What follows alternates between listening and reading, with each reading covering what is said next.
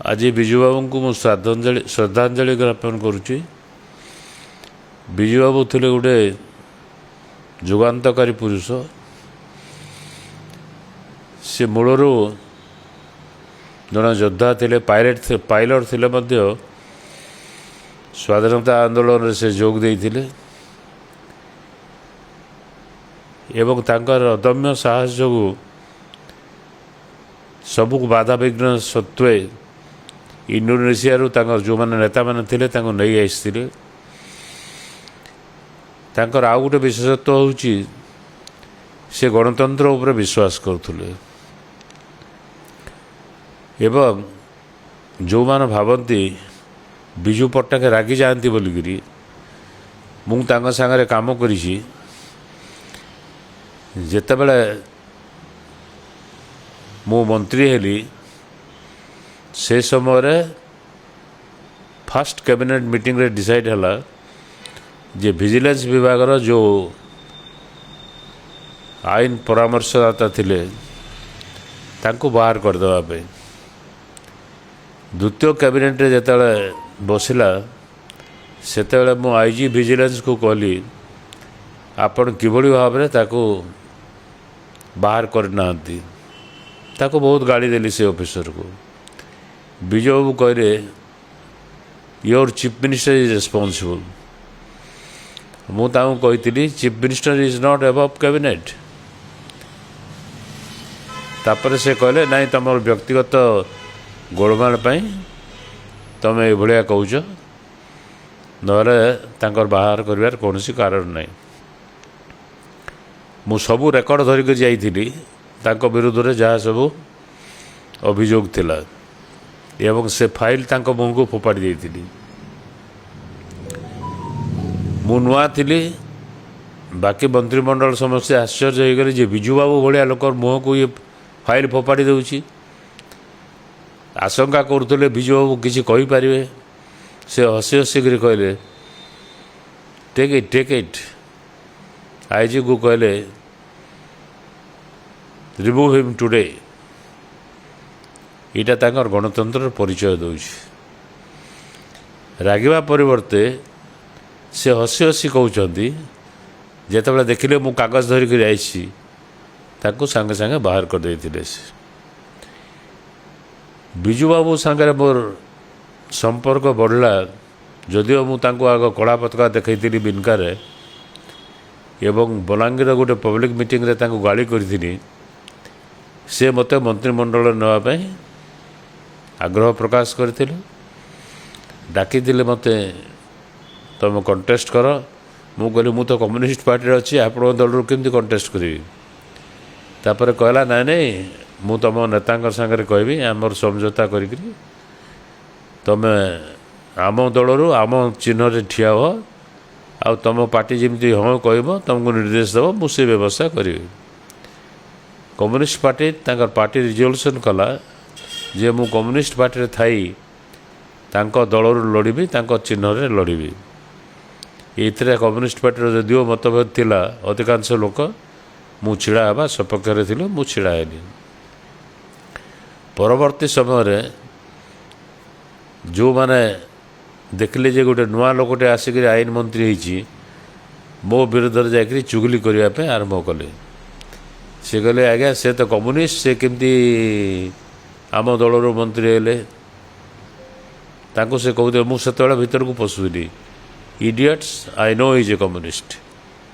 से माने चुप हो गले। एवं आउ गोटे घटना घटीला जे सेतेबेले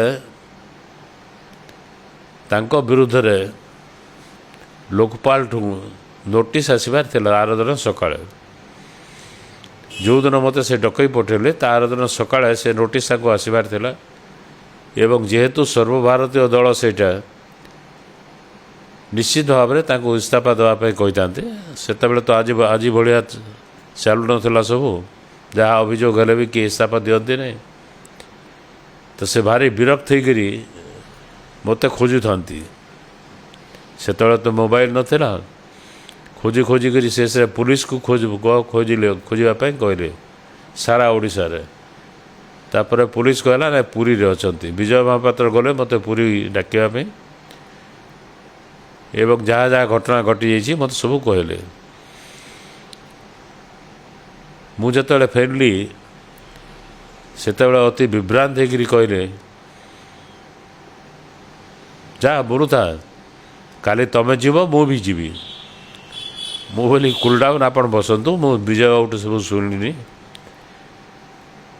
ଆଉ ଲୋକପାଳ କାଲି ସୂର୍ଯ୍ୟ ଉଦୟ ଦେଖିବ ନାହିଁ। ସେ ତ ଲ ପଢ଼ିଛନ୍ତି, ବୋଧେ ସେତେବେଳେ କିମ୍ବା ଲ ଡିପାର୍ଟମେଣ୍ଟ ସାଙ୍ଗରେ କନସଲ୍ଟ କରିଥିବେ। ସେମାନେ କହିଲେ ଜଣେ ସିଟିଂ ଜଜ୍ ଇନକ୍ୱାରି କରିବ ଏବଂ ଇନକ୍ୱାରି କରିସାରିଲା ପରେ ତା ବିରୁଦ୍ଧରେ ଯଦି ରିପୋର୍ଟ ଦେବ ତାହେଲେ ଯାଇକରି ତାକୁ ବାହାର କରାଯିବ। ଆଉ କାଲି ତ ନୋଟିସ୍ ଆସିବ, ସେ କେବେ ଇନକ୍ୱାରି ହେବ, କେବେ କ'ଣ ହେବ। ମୁଁ କହିଲି ମୁଁ ତ କହୁଛି ସେ କାଲି ଯିବ, ଆପଣ ଚୁପ୍ କରି ବସନ୍ତୁ। ଆପଣ ମୋତେ ସକାଳେ ଫୋନ୍ କରିବେ, ଖବର ପାଇବେ ଯେ ଲୋକପାଳ ଗଲାଣି। ନା କେମିତି କରିବ, ସେ ତ ଜାଣିଗଲେ ଆପଣ ଆଉ କିଛି କରିପାରିବେନି।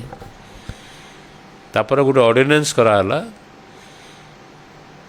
ଯେ ଲୋକପାଳକୁ ଅଫିସଟାକୁ ବନ୍ଦ କରିଦିଆଗଲା, ଲୋକପାଳ ଆଇନଟାକୁ ରଦ୍ଦ କରିଦିଆଗଲା ଏବଂ ତୁରନ୍ତ ଡାଇରେକ୍ସନ୍ ଦେଲି ମୁଁ, ସକାଳ ପୂର୍ବରୁ ତୁମେ ସବୁ ତାଙ୍କର ଅଫିସରେ ସିଲ୍ କରିଦିଅ, ଲାଇନ୍ ବନ୍ଦ କରିଦିଅ, ଗାଡ଼ି ନେଇଯାଅ, ଯାହା ସବୁ ସୁବିଧା ଦେଇଛି ତାକୁ ନେଇ ନିଆଯାଉ। ଏବଂ ଯେତେବେଳେ ବିଜୁବାବୁ ସକାଳୁ ଫୋନ୍ କଲେ, ମୁଁ କହିଲି ଆଜ୍ଞା ସେ କଟକ ଗଲେଣି, ତାଙ୍କ ଗାଡ଼ିରେ ଆଉ କିଛି ବାଟ ପରେ କଟକରେ ପହଞ୍ଚିବେ। ହ୍ୱାଟ୍ କହିଲେ ସେ, ହେଲା ତ ସବୁଯାକ। ସେତେବେଳେ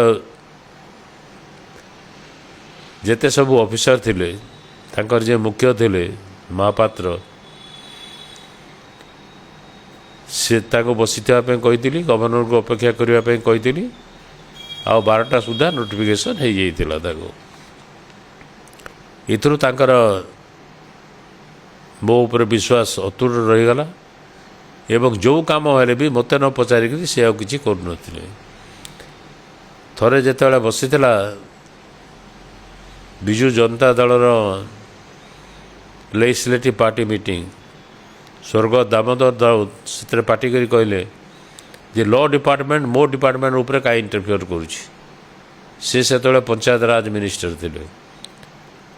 ବିଜୁବାବୁ ତ ଯେତେବେଳେ ହେଲେ ଦବେଇକିରି କହନ୍ତି ସବୁଯାକ। ସେ କହିଲେ ଯେ ଲ ମିନିଷ୍ଟରର କ୍ଲିୟରେନ୍ସ ଛଡ଼ା କୌଣସି ଡିପାର୍ଟମେଣ୍ଟର ଫାଇଲ୍ ଆଗକୁ ଯାଇପାରିବ ନାହିଁ। ଆକ୍ଚୁଆଲି ସେଇଟା ଲ, ଯେ ଲ ଡିପାର୍ଟମେଣ୍ଟ ସବୁବେଳେ କନସଲଟେସନରେ ଯୋଗ ଦେବ, କ୍ଲିୟରେନ୍ସ ଦେଲେ ଯାଇକରି ସେ ଫାଇଲ୍ ଆଗକୁ ଚାଲିବ। ସେଦିନଠୁ ଗୋଟେ ସମୟର ପରିବର୍ତ୍ତନ ହେଇଗଲା ଆଉ। ଏବଂ ବିଜୁବାବୁ ଜଣେ ଲୋକ ଯିଏକି ମଲା ପରେ 3ଟା ଦେଶର ନ୍ୟାସନାଲ୍ ଫ୍ଲାଗ୍ ତାଙ୍କ ଦେହରେ ଦିଆହେଇଥିଲା। ବୋଧହୁଏ ଭାରତବର୍ଷର ଆଉ କୌଣସି ନେତା ନାହାନ୍ତି, ପୃଥିବୀରେ ଥିବେ କି ନାହିଁ ମୋର ସନ୍ଦେହ। ଅତଏବ ବିଜୁବାବୁ ମହାପୁରୁଷ ବୋଲିକିରି କହିଲେ ଅତ୍ୟୁକ୍ତି ହେବ ନାହିଁ।